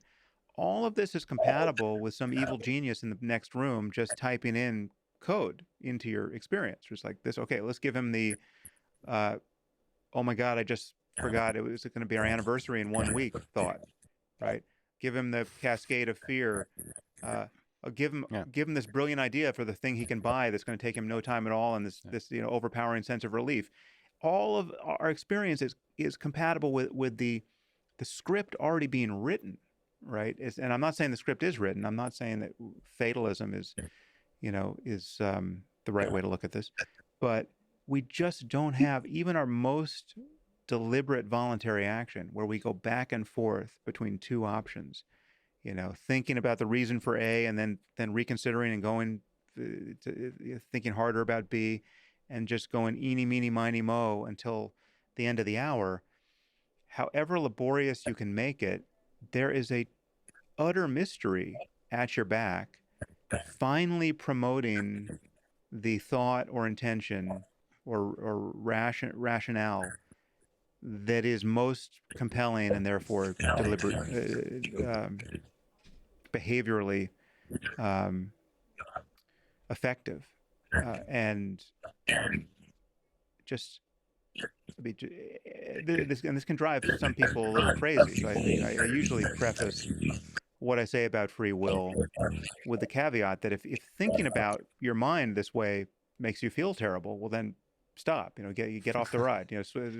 Switch the channel. You don't have to go down this path. But for me and for many other people, it's incredibly freeing to recognize this about the mind, because one you realize that cutting through the illusion of the self is immensely freeing for a lot of reasons that we can talk about separately. But losing the sense of free will does two things very vividly for me. One is it totally undercuts the psychological basis for hatred, right? Because when you think about the experience of hating other people, what that is anchored to is a feeling that they really are the true authors of their actions. I mean, that someone is doing something that you find so despicable, right? Let's say they're targeting you unfairly, right? They're maligning you on Twitter, or they're suing you, or they're doing something. They broke your car window. They did something awful, and now you have a grievance against them, and you're relating to them very differently emotionally in your own mind than you would if a force of nature had done this, right? Or if it had just been a virus, or if it had been a wild animal, or a malfunctioning machine, right? Like, to those things you don't attribute any kind of freedom of will, and while you may suffer the consequences of catching a virus or being attacked by a wild animal or having your car break down or whatever, it may frustrate you. You don't slip into this mode of hating the agent in a way that completely commandeers your mind and deranges your life. I mean, you just don't. I mean, there are people who spend decades hating other people for what they did, and it's just pure poison, So right? it's a useful shortcut to compassion and empathy. Yeah, yeah. But the question is, say that this call, what was it, the horse of consciousness? Let's call it the consciousness generator black box that we Mm-hmm. don't understand. And is it possible that the script that we're walking along, that we're playing, that's already written, is actually being written in real time? Mm-hmm. It's almost like you're driving down a road, and in real time that road is being laid down. Yeah, And this black box of consciousness that we don't understand is the place where this script is being generated. So it is being generated, it didn't always exist. So there's something we don't understand that's fundamental about the nature of reality that generates both consciousness, let's call it maybe the self. I don't know if you want to distinguish between those. yeah. I definitely would. Yeah, You yeah, yeah. would, because there's a bunch of illusions we're referring to. There's the illusion of free will, there's the illusion of self and there's the illusion of consciousness. You're saying, I think you said you're not as willing to say there's an illusion of consciousness. You're a little bit In fact, I more would say it's impossible. impossible. Yeah. You're a little bit more willing to say that there's an illusion of self, Mm-hmm. and you're definitely saying there's an illusion of free will. Yes. Yes. And I'm definitely saying there's an illusion that a certain kind of self is an illusion. Not every. We mean many different things by this notion of self. So maybe I should just differentiate these things. So consciousness can't be an illusion because any illusion proves its reality as much as any other veridical perception. I mean, if you're hallucinating now, that's just as much of a demonstration of consciousness as really seeing what's, quote, actually there. If you're dreaming and you don't know it, that is consciousness, right? You can be confused about literally everything. You can't be confused about the underlying claim, whether you make it linguistically or not, but just the cognitive uh, assertion that something seems to be happening. It's the seeming that is the cash value of consciousness. Can I take a tiny tangent? Okay. So what if I am creating consciousness in my mind to convince you that I'm human? So it's a useful social tool, not a fundamental property of experience, like of being a living thing. What if it's just like a social tool to almost like a useful computational trick to place myself into reality as we together communicate about this reality? Well, And another way to ask that, because you said it much earlier, you talked negatively about robots as you often do. So let me, because you'll probably die first when they take over. yeah. Um, I'm looking forward to certain kind of robots. I mean, I'm not. If we can get this right, this would be amazing. right, but you don't like yeah. the robots that fake consciousness. That's what you Well, don't like the idea of fake it till you make it. Well, no, it's not that I don't like it. It's that I'm worried that we will lose sight of the problem, and the problem has massive ethical consequences. I mean, if we create robots that really can suffer, Yeah. that would be a bad thing, right? And if we really are committing a murder when we recycle them, that would be a bad This thing. is how I know you're not Russian. Why is it a bad thing that we create robots that can suffer? Isn't suffering a fundamental thing from which like beauty springs? Like without suffering, do you really think we would have beautiful things in this world? Like Okay, that's a tangent on a tangent. Okay, all We'll right. go there. I would love to go there, but let's not go there just Okay, yet. all right. But I do think it would be, if anything is bad, creating hell and populating it with real minds that really can suffer in that hell. That's that's bad. That's hell. That's you are worse than any mass murderer we can name if you created. I mean, this could be in robot form, or more likely it would be in some simulation of a world where we managed to populate it with conscious minds, so that whether we knew they were conscious or not, and that world is a state of that's it's unendurable. That would just taking the thesis seriously that there's nothing that mind intelligence and consciousness ultimately are substrate independent, right? You don't need a biological brain to be conscious. You certainly don't need a biological brain to be intelligent, right? So if we just imagine that consciousness at some point comes along for the ride as you scale up in intelligence, well, then we could find ourselves creating conscious minds that are miserable, right? And that's just like creating a person who's miserable, right? It could be worse than creating a person who's miserable. It could be Just even more sensitive to suffering. Cloning them and maybe for entertainment, watching them suffer. Just like watching a person suffer for entertainment, So, but back to your primary question here, which is differentiating consciousness and self and free will as concepts and kind of degrees of illusoriness. The problem with free will is that what most people mean by it, and that and Dan, this is where Dan Dennett is going to get off the ride here, right? So like he's going to disagree with me that I know what most people mean by it, but I have a very keen sense, having talked about this topic for many years and seen people get wrapped around the axle of it, and seeing in myself what it's like to have felt that I was a self that had free will, and then to no longer feel that way, right? I mean, to know what it's like to actually disabuse myself of that sense, uh, cognitively and emotionally, and to know, to recognize what's left, what goes away, and what doesn't go away on the basis of that epiphany.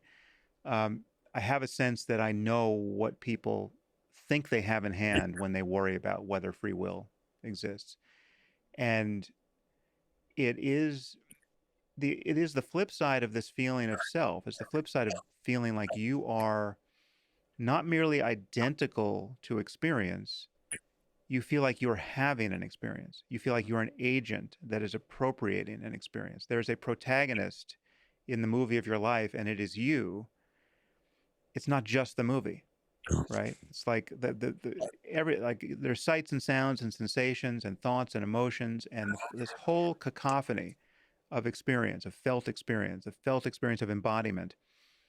But there seems to be a a rider on the horse or a passenger in the body, right? People don't feel truly identical to their bodies down to their toes. They sort of feel like they have bodies. They feel like their minds in bodies, and that feels like um, a self. That feels like me. And again, this gets very paradoxical when you talk about the experience of being in relationship to yourself or talking to yourself, giving yourself a pep talk. I mean, if you're the one talking, why are you also the one listening? Like, why do you need the pep talk, and why does it work if you're the Yeah. one giving the pep talk, right? Yeah.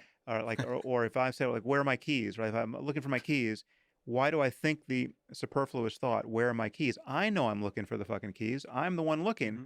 Who am I telling that Mm-hmm. that we need to look for the keys, right? So that duality is weird. But leave that aside. There's the sense. So, and this becomes very vivid when people try to learn to meditate.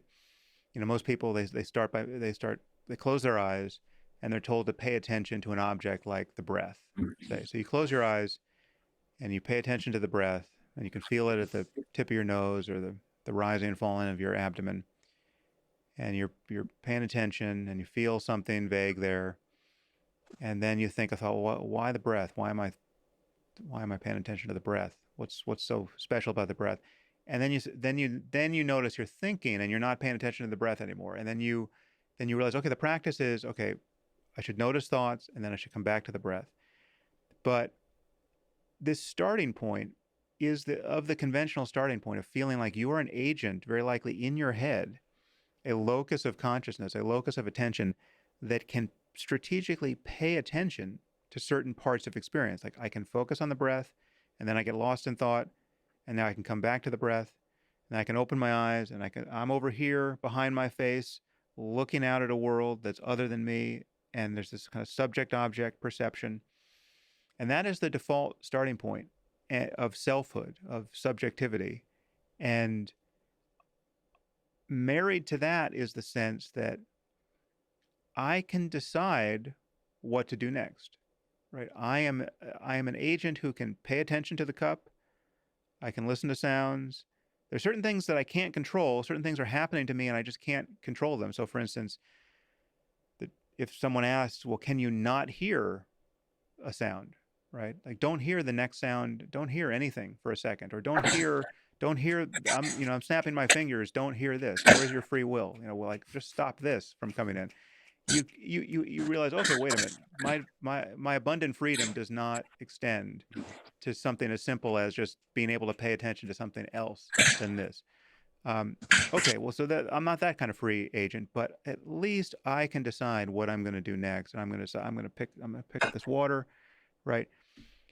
And there's a feeling of identification with the impulse, with the intention, with the thought that occurs to you, with the feeling of speaking. Like, what am I going to say next? Well, I'm saying it, so here goes.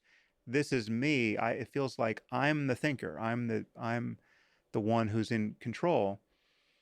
But all of that is born of not really paying close attention to what it's like to be you. And so this is where meditation comes in, or this is where, again, you can get at this conceptually. You can unravel the notion of free will just by thinking certain thoughts, but you can't feel that it doesn't exist unless you can pay close attention to how thoughts and intentions arise. So the way to unravel it conceptually is just to realize, okay, I didn't make myself, I didn't make my genes, I didn't make my brain, I didn't make the environmental influences that impinged upon this system for the last 54 years that have produced my brain in precisely the state it's in right now, such, I mean, with all of the receptor weightings and densities, and it's just, I'm I'm exactly the machine I am right now through no fault of my own as the experiencing self. I get no credit and I get no blame for the genetics and the environmental influences here, and yet those are the only things that contrive to produce my next thought or impulse or moment of behavior. And if you were going to add something magical to that clockwork, like an immortal soul, you can also notice that you didn't produce your soul, right? Like you can't account for the fact that you don't have the soul of someone who doesn't like any of the things you like, or wasn't interested in any of the things you were interested in, or or was a psychopath, or was, had an IQ of 40. I mean, there's nothing about that the person who believes in a soul can claim to have controlled, and yet that is also totally dispositive of whatever happens next. But everything you've described now, maybe you can correct me, but it kind of speaks to the materialistic nature of the hardware. But even if you add magical ectoplasm software, Well, you didn't produce that either. I know, but if we can think about the actual computation running on the hardware and running on the software, there's something you said recently, which you think of culture as an operating system. So if Mm. we just remove ourselves a little bit from the conception of human civilization being a collection of humans, and rather us just being a distributed uh, computation system on which there's some kind of operating system running, and then the computation that's running is the actual thing that generates Mm. the interactions, the communications, and maybe even free will, the experiences of all those free will. Do you ever think of, do you ever try to reframe the world in that way, where it's like ideas are just using us, thoughts are using individual nodes in the system, and they're just jumping around, and they also have ability to generate like experiences so that we Mm. can push those ideas along, and basically the main organisms here are the thoughts, not the humans. Yeah, but then that erodes the boundary between self and world. Right. So then there's no self, really a really integrated self, to have any kind of will at all. Like if you're just a meme plex, I mean, if there's just like, if you're just a collection of memes, Yeah. and I mean, like we're all kind of like currents, like eddies in this river of ideas, right? So it's like, and it seems to have structure, but there's no real boundary between that part of the flow of water and the rest. I mean, if our, and I would say that much of our mind answers to this kind of description. I mean, so much of our mind has been, it's obviously not self-generated, and you're not going to find it by looking in the brain. It is the result of culture largely, but also uh, the genes on one side and culture on the other meeting to allow for um, manifestations of mind that aren't actually bounded by the the person in any clear sense. It was the example I often use here, but there's so many others, is just the fact that we're following the rules of English grammar to whatever degree we are. It's not that we certainly haven't consciously represented these rules for ourselves. We haven't invented these rules. We haven't. I mean, there are norms of language use that we couldn't even specify because we haven't. We're not grammarians. We haven't studied this. We don't even have the right concepts, and yet we're following these rules, and we're noticing, we're noticing as an error when we fail to follow these rules. Um, and virtually every other cultural norm is like that. I mean, these are not things we've invented. You can consciously decide We have internet scrutinize them and friends that actually like override them. you together. But You can just I mean, just think of Hey, any social situation where you're with other people and you're behaving in ways that are culturally definitely probably appropriate, making it right? this You're not up and being down wild animals lives. together. You're following. You have some I don't expectation know. of how you shake a person's hand and how you Hey, we gotta talk um, next year. deal with implements on a table, how you have a meal together. Obviously, this can No, what change from you're culture to culture, talking, I and can't hear. people can be Tell me. shocked by how different those things Bro, are. Right? your We all mic have is foods we find your mic is disgusting, coming through but in weird. some countries, Why are you not dog is talking not one of those foods, right? And about here? you and I presumably would be horrified to be served dog. Uh, those are not norms that they are outside of us in some way, and they're felt very viscerally. I mean, they're certainly felt in their violation. If you are, just imagine you're in somebody's home, you're eating something that tastes great to you, and you happen to be in Not let me Vietnam or wherever you didn't realize dog was go. potentially on the menu, and you find out that you've just eaten 10 bites of what is really a cocker spaniel, and you feel this instantaneous urge to vomit, right, based on an idea, right? Like, so like you did not you're not the Fucking author of that norm that gave you such a powerful experience of its violation. And I'm sure we can trace the moment in your can't. history, vaguely I where don't it want sort of to got distract in. I mean, very early on as I kids, can kind of hear you you better realize now, but you're treating still. dogs as pets Yo, and not Mickey, as try food again. or as You Now still potential you're there? good. food. Yeah, now Um, you're Oh, fine. all right. You're but just very quiet. Let me see yeah, if I no, have it's you. but No, hold But on. I point I like just made fuck. It literally will opens not us let me to, like, scroll we to the are fucking totally name. It's permeable to a sea of mind. Yeah, but Eh, if weird. we I'm gonna take the restart. metaphor of the distributed computing systems, each individual node is is part of performing a much larger computation, hmm, but it nevertheless is in charge of doing the scheduling of assuming it's Linux, is doing the scheduling of processes and is constantly alternating them. That node is making those choices. That node sure as hell believes it has free will, and actually has free will because it's making those hard choices. But the But here it choices works here fine, ultimately are right? part of a much larger computation that Yeah. it can't control. Isn't it hmm. possible for that node to Shit. still be that human node 72%. Can I scroll? Yeah, here it lets is me still scroll. making the choice? Well, yeah, it is. So I'm Turn not you up to saying that maybe 60. your body isn't really doing Anything? things, You just been doing the right? same shit, And but just not on some of those Discord? Like, where you things been? can be conventionally thought of as Summer? choices, right? So it's like Yeah, I just can been choose trying to study and to work, reach, and and it's like it's I not being moved imposed on me. That would be a different to a different experience. Like, so place, so that's been very there's an busy. experience of But I'm there's actually definitely a moved difference in, between so voluntary and involuntary action. Who do you live with?